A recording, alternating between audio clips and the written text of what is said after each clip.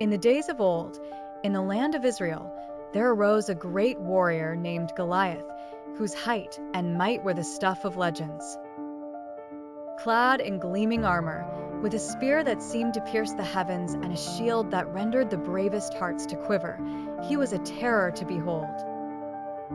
The Philistines, his people, stood emboldened by his presence, encamped on one side of the valley, daring their foes to confront them.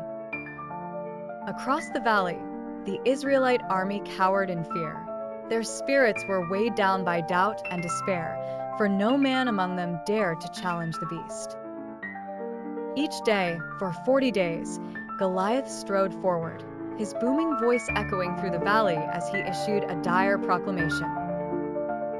"Choose a man and send him down to me," he taunted. "If he is able to fight and kill me, we will become your subjects. But if I overcome him and kill him, you will become our subjects and serve us." The challenge hung heavy in the air, unanswered and oppressive. Among the Israelites, there was a shepherd boy named David. He was diminutive in stature and youthful in years, but his heart harbored a courage unfathomable. David was the youngest son of Jesse, and he had been sent to the camp by his father to bring provisions to his older brothers who served in the army.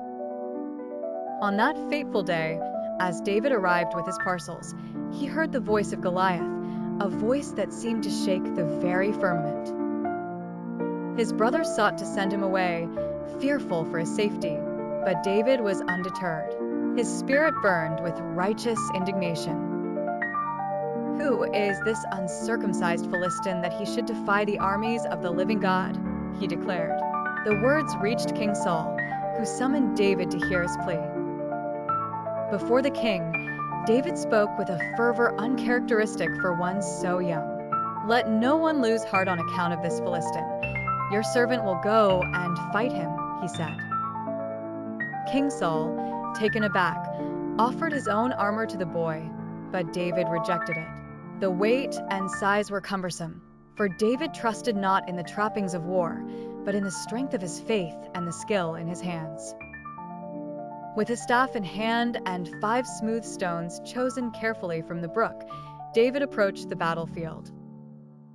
Goliath's laughter rang out as the giant beheld the unarmed youth. "Am I a dog, that you come at me with sticks?" he roared, cursing David by his gods.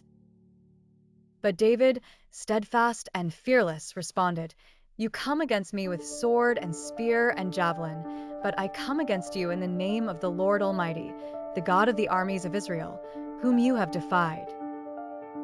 This day the Lord will deliver you into my hands, and I'll strike you down and cut off your head."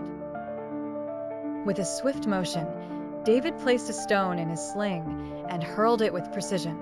The stone struck Goliath on the forehead, and the giant fell to the ground with a thunderous crash. The Philistines stood in stunned silence as David ran forward, seized Goliath's sword, and beheaded the fallen warrior.